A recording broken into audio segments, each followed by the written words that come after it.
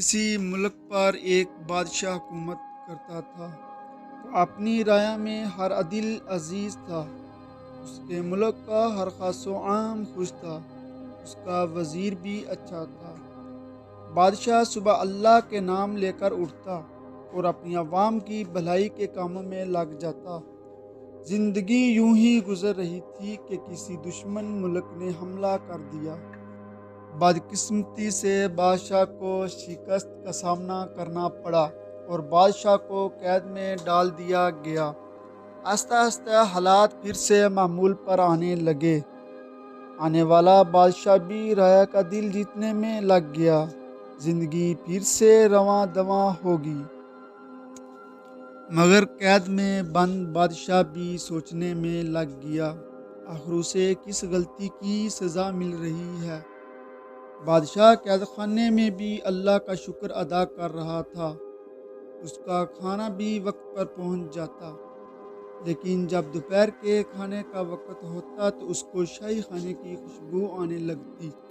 وہ سوچتا شاید آج شاہی کھانا ملے گا، لیکن کھانے میں وہی ہوتا وہ سمجھ نہیں پاتا تھا۔ آخر یہ خوشبو کہاں سے آتی ہے؟ بادشاہ کو قید میں 8 ماہ ہونے کو تھے۔ ایک دن بادشاہ کو صبح کا کھانا نہ دیا گیا اور دوپہر کا کھانا بھی اسی کے مقرر وقت پر نہ پہنچا۔ اب بادشاہ کو بھوک ستانے لگی اور پھر وہیں شاہی کھانے کی خوشبو آنے لگی۔ اس نے اپنے قید خانے میں موجود روشن دان سے آواز لگائی، اگر کوئی اللہ کا بندہ ہے مجھے کچھ دے دے۔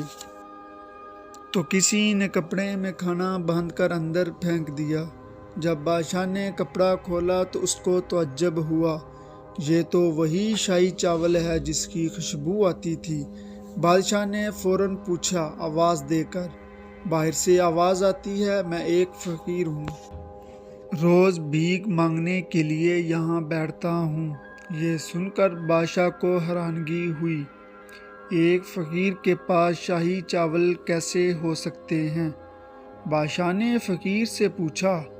فقیر نے بتایا وہ اس وقت جس دیوار کے ساتھ بیٹھا ہوا ہے، اس دیوار سے ایک نالی نکل رہی ہے جو محل کے باورچی خانے سے آتی ہے۔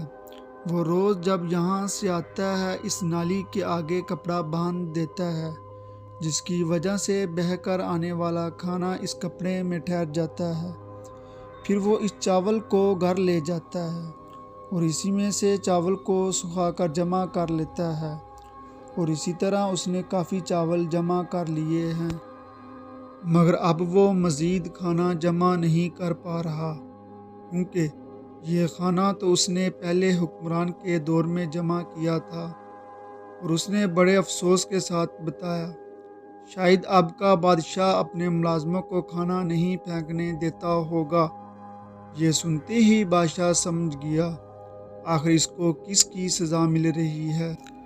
فقیر جب اپنی بات کہہ چکا تو اس نے بادشاہ سے پوچھا، تم کون ہو اور قید خانے میں تمہارا آنے کا جرم کیا ہے؟ بادشاہ نے اشک بار ہو کر اس کا جواب دیا کہ وہ ایک بدنصیب بادشاہ تھا اور وہ اس وقت اپنے اللہ کی نعمتوں کو ضائع کرنے کی سزا کاٹ رہا ہے۔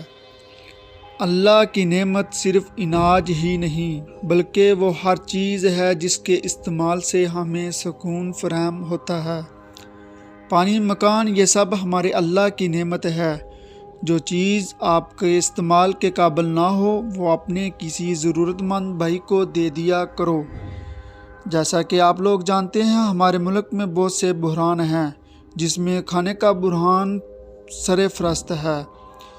کہیں یہ مشکلات بھی تو ہمارے کسی کفران نعمت کا نتیجہ تو نہیں ہے؟